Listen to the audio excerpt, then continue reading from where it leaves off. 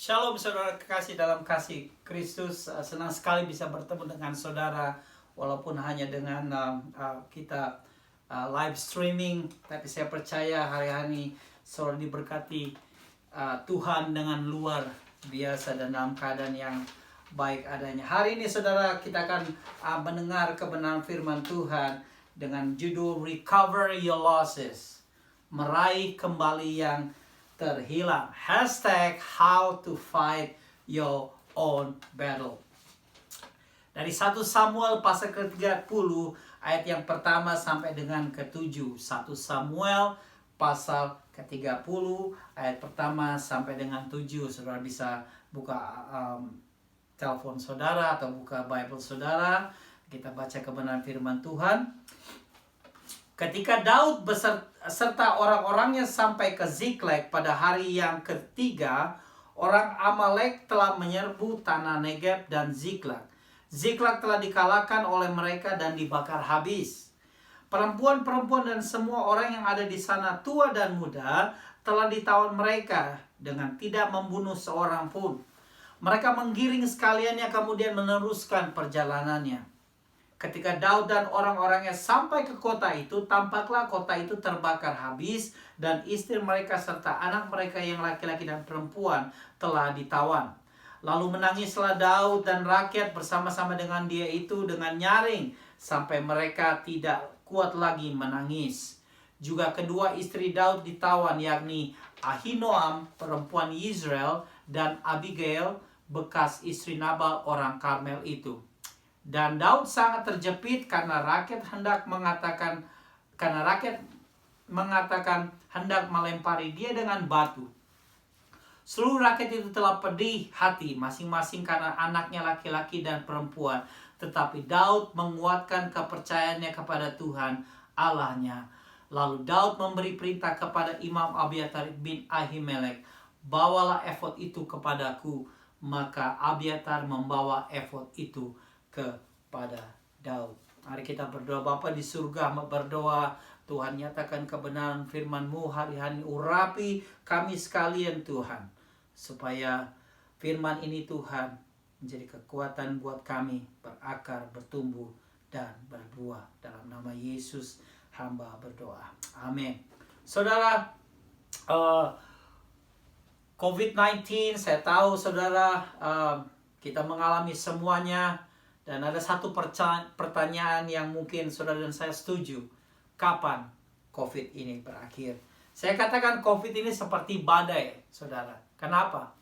Badai sifatnya sementara. Dan saya percaya dalam nama Yesus, COVID ini akan berakhir, saudara. Tapi belum bakalan selesai. Karena badai dalam kehidupan kita akan terus ada, saudara.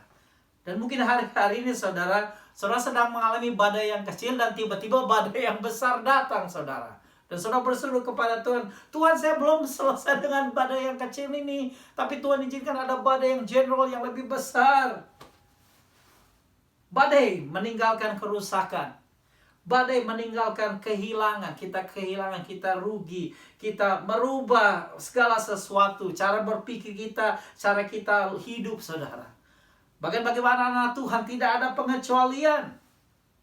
Mungkin anak Tuhan ada yang bimbang hari ini, ada yang bingung, ada yang menderita, ada yang sakit, ada yang tidak bisa tidur, ada yang mungkin kehilangan pekerjaan, goncangan dalam ekonomi, relationship, apapun saudara. Mungkin saudara hari ini saudara kehilangan confidence kepada Tuhan. Tapi badai hanya sementara. Dan janji Tuhan adalah kekal dan amin. Mazmur 27 ayat 13 firman Tuhan katakan, sesungguhnya aku percaya akan melihat kebaikan Tuhan di negeri orang-orang yang hidup. Saya percaya hari-hari itu akan mengerjakan sesuatu hal yang luar biasa dalam kehidupan saudara, melakukan hal-hal yang baik dalam kehidupan saudara. Daud dia menerima urapan Tuhan sebagai raja.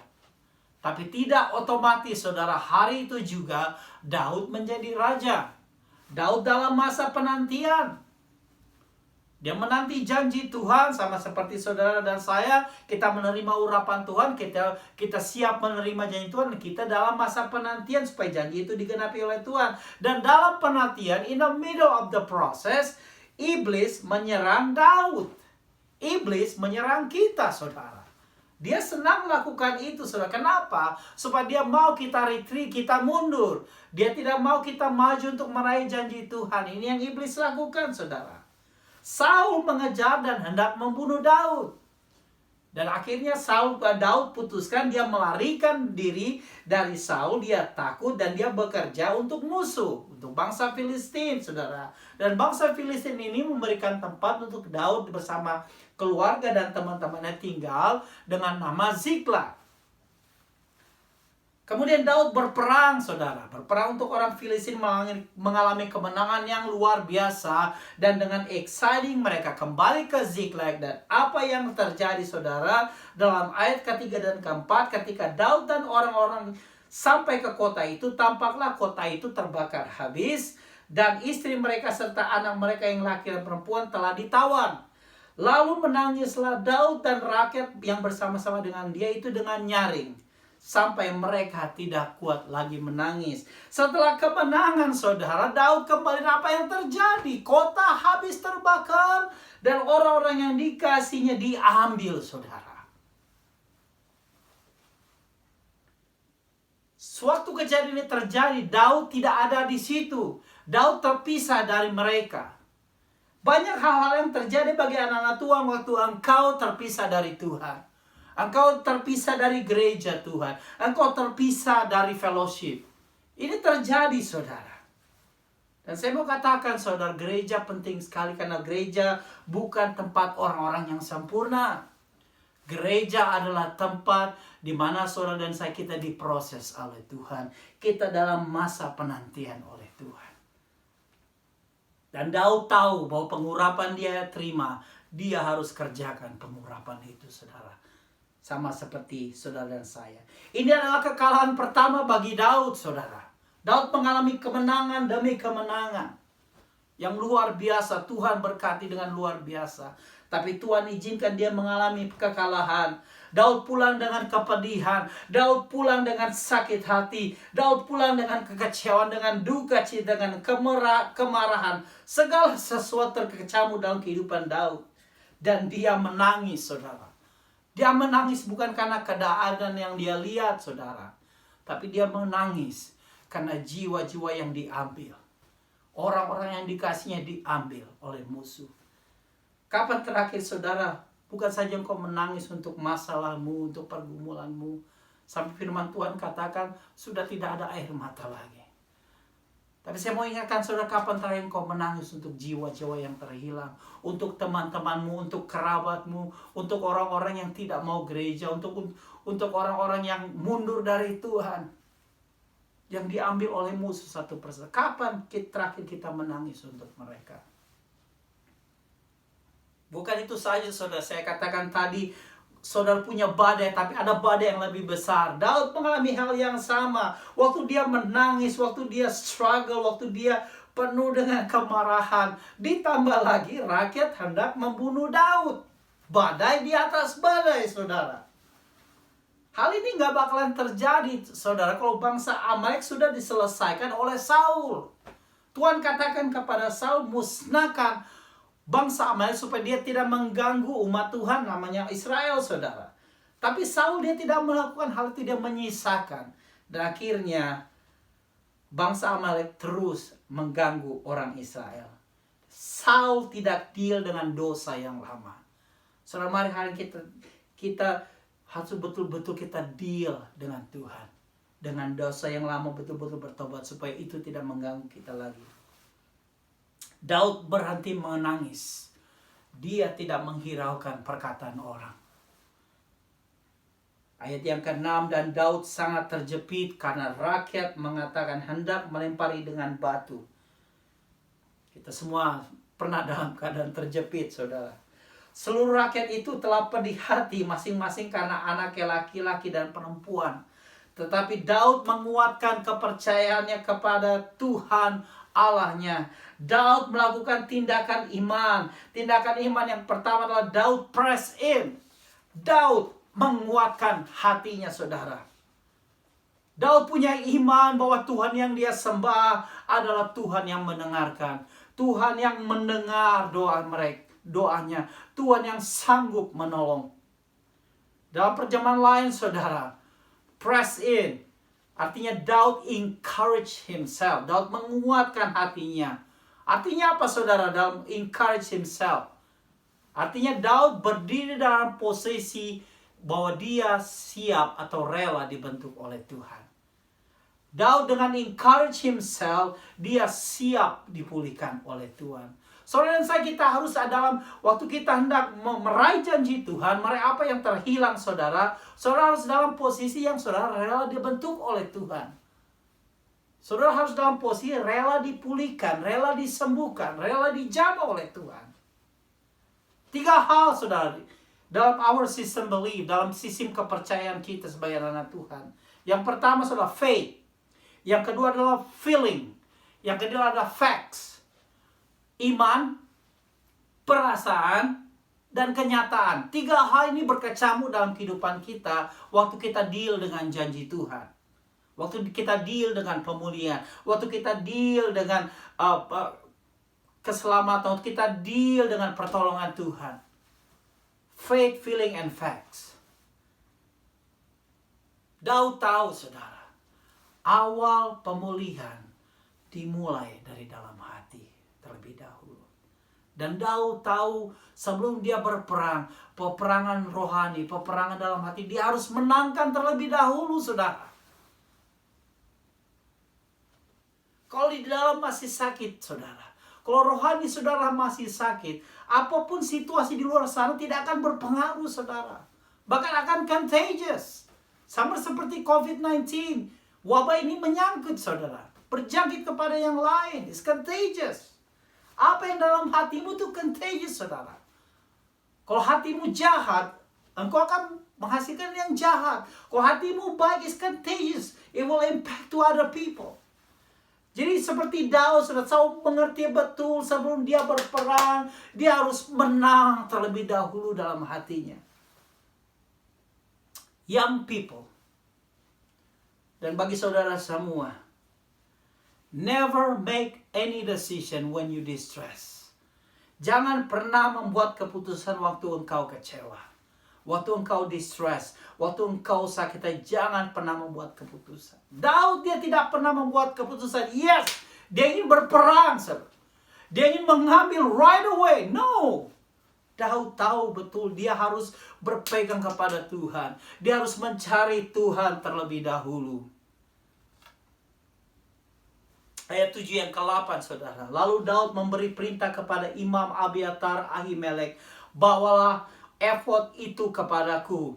Maka Abiatar membawa efod itu kepada Daud. Kemudian bertanyalah Daud kepada Tuhan, katanya, haruskah aku mengejar gerombolan itu?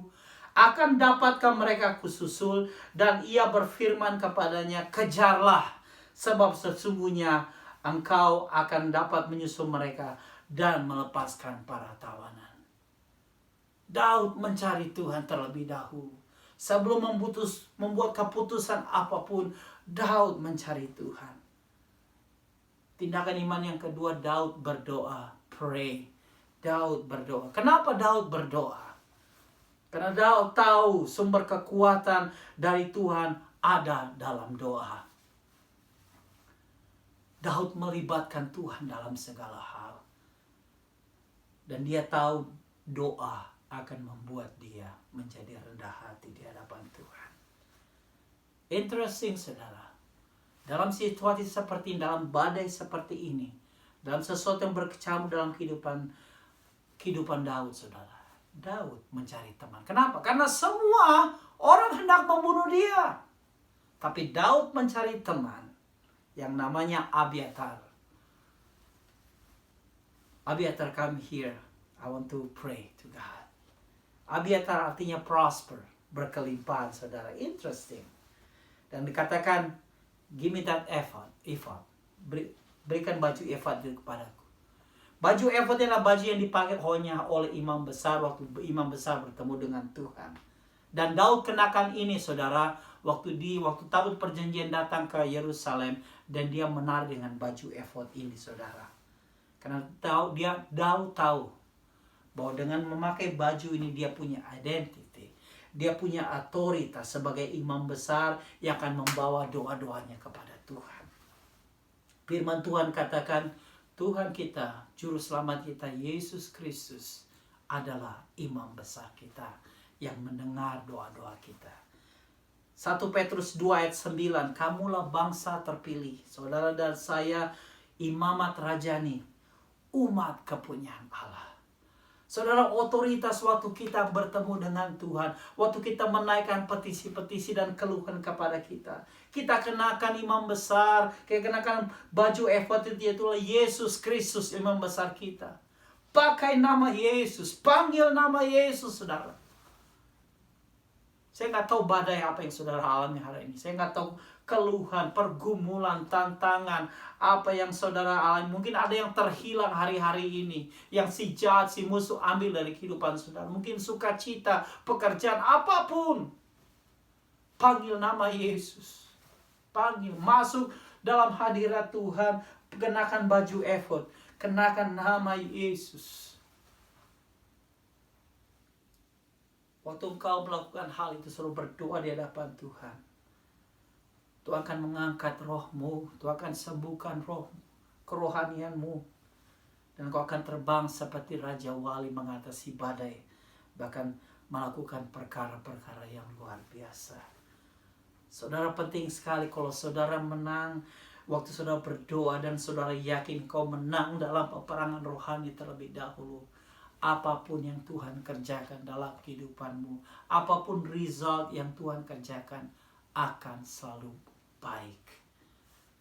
Kadang kau tidak berjuang karena feelingmu, kadang kau tidak berjuang dengan kenyataan yang ada, tapi kau berjuang, kau fight dengan engkau punya faith, dengan imanmu. Jadi kau disembuhkan oleh Tuhan dalam hati ini. Apapun situasi yang Tuhan akan kerjakan di luar sana, akan selalu baik. Ayat 9 dan ke-10, lalu pergilah Daud beserta ke-600 orang yang bersama-sama dengan dia, dan sampailah mereka ke sungai Besor. Sementara orang-orang yang mau tinggal di belakang berhenti di sana. Maka Daud melanjutkan pengerjaan itu beserta 400 orang. 200 yang terlalu lelah untuk menyeberang sungai Besor itu berhenti di sana. Saudara, tidak gampang dalam peperangan rohani. Tidak gampang dalam mengatasi badai, saudara. Ada banyak orang-orang yang akan menyerah. Banyak anak-anak Tuhan yang menyerah. Banyak anak-anak Tuhan yang merasa quit atau yang merasa tidak sanggup melakukan perjalanan ini. Tindakan iman yang dilakukan adalah purge, yaitu dibersihkan atau dipisahkan. Akhir zaman ini, saudara, akhir zaman ini akan ada pemisahan antara kambing dan domba. Kalau saudara baca dalam buku Wahyu, akan ada proses pemisahan antara gandum dan ilalang. Dan saya berdoa hari ini, saudara menjadi domba-domba Tuhan. Saudara menjadi gandum-gandum Tuhan. Dan saudara, proses apapun yang saudara alami, saudara berdoa mengucap syukur pada Tuhan. Tuhan, Engkau tahu Engkau sudah memisahkanku antara umat yang engkau sayangi, Tuhan. Saudara, percaya kepada janji Tuhan.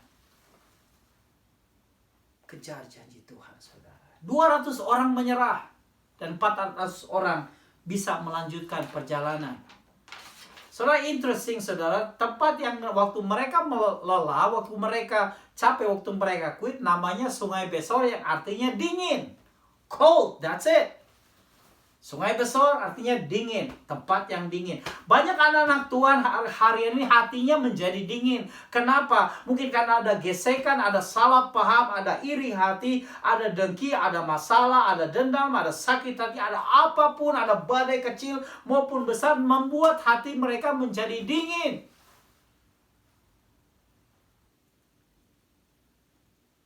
Daud dia mencari teman yang bisa menguatkan dia. Saudara, hari ini jangan mencari teman yang hanya dekat dengan saudara waktu saudara senang. Waktu saudara susah, mereka lari dari saudara. Cari teman yang betul-betul menguatkan. Waktu engkau berdoa kepada Tuhan, Daud memilih mencari imam, mencari teman. Jangan berperang seorang diri, saudara. Cari teman yang berperang buat saudara. Tempat yang terbaik adalah gereja, saudara. Di mana kita semua dalam proses oleh Tuhan. Telepon pendetamu, telepon teman dekatmu, hey, berdoa buat saya. Ada pergumulan yang luar biasa yang saya hadapi, saudara. Saudara, kalau hati menjadi dingin, saudara akan cenderung menutup diri, saudara. Kalau hatimu menjadi dingin, tidak ada joy dalam kehidupan saudara. Kalau hatimu menjadi dingin, saudara, semua orang saudara anggap musuh. Orang-orang seperti ini, saudara, yang hatinya dingin, dia mengeraskan hatinya, susah tidur apalagi berdoa, saudara. Jika saudara ingin ada terobosan, ada pemulihan, ada kesembuhan, ada jalan keluar dari kehidupanmu, saudara. Keluar dari tempat dingin ini, saudara. Biarlah rohmu menyala-nyala dan layani Tuhan. Keluar dari tempat dingin ini. Kalau masih ada hal-hal yang mengganjal, saudara, forgive, mengampuni, saudara. Jangan biarkan emosimu dengan terpaku dengan facts, dengan kenyataan, dengan keadaan, saudara. Tapi biarlah emosimu terpaku dengan iman yang Tuhan berikan kepada saudara. Dan lihat rencana Tuhan di depan buat saudara dan saya. Iblis tidak membunuh on the spot kepada istri dan anak-anak mereka, tapi mencuri satu persatu. Ini yang iblis lakukan. Mengambil sesuatu yang dekat dengan saudara, yang dekat dengan Daud, yang dekat dengan ke-600 orang ini. Satu persatu dicuri, saudara. Yesaya ayat ketiga. Firman-Nya, janganlah ingat hal-hal yang dahulu dan janganlah perhatikan hal-hal zaman purbakala. Saudara, keluar dari tempat dingin ini. Dan saya berdoa dalam nama Yesus, waktu engkau keluar, saudara, engkau akan lihat, saudara, Tuhan bekerja luar biasa dalam kehidupanmu. Rohmu akan Tuhan bangkitkan kembali. Dan kau akan berdoa, memuji, mengucap syukur, saudara, kepada Tuhan. Ayat 17 dan 19. Dan pada keesokan harinya Daud menghancurkan mereka. Dari pagi-pagi buta sampai matahari terbenam.